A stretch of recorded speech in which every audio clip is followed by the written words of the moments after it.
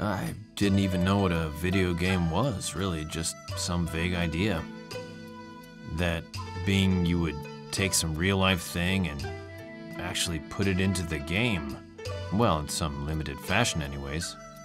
Like if I was inside a castle, I'd just have to make the inside of a castle. But Shenmue taught me that wasn't the case at all. Shenmue was the first game I worked on, and using that experience, I've been able to give feedback on scene production for dramas I'm working on. Freedom is all you need. I was at a Seiyu department store and a bookstore at the time. There, Yusan says, "Hey, Yoshimoto-san, what do you think of this?" And then he wrote Shenmue and Spirit Tree. I still remember that vividly. The first time I heard that name, yeah, gave me chills. Thought it was a great title. A kid wants to get revenge for his old man and goes in search of his father's killer. That's the heart of it, and I felt strongly that the story should not stray from that point. There were a lot of other great ideas in there, but still I felt the main character needed to be unwavering in his convictions. Yet, when you actually play the game, all that other stuff is what makes Shenmue so interesting.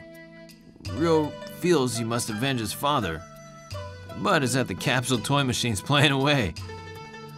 I think that's the humanity coming out. Those that really want to get into it, become the character, and go straight ahead can do that. But for every gamer, there's a different way to enjoy the game. That's the really interesting aspect to it. So when I sat down to play it, I was like that. If your old man has that kind of house, he has to be a person of some character and integrity. Having grown up under a father like that, you'd probably feel rather restricted.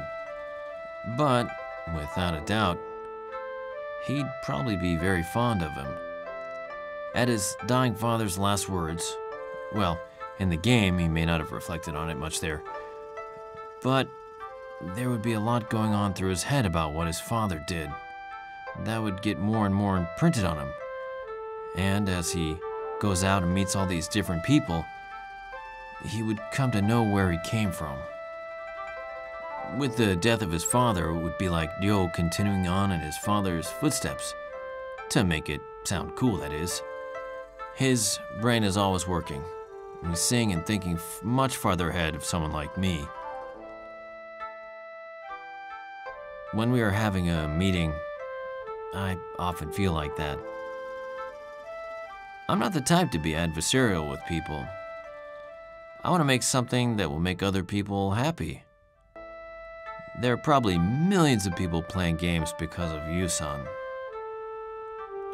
If Yusan says, "Hey, this is pretty interesting," I think they'll be happy too. I don't know what gamers want, where their compass is pointed. If I make something and Yusan is happy with it, it must be good. If it isn't, it'll show on his face, and you'll know it's boring, and the players will think it's boring too. That's kind of how our relationship stands.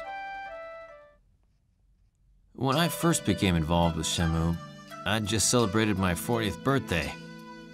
It was at the Sega offices with a few of us there.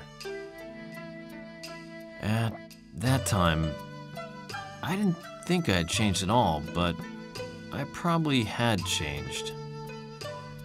Now, 17 years, 15 years having passed until Shenmue 3, I've probably changed even more.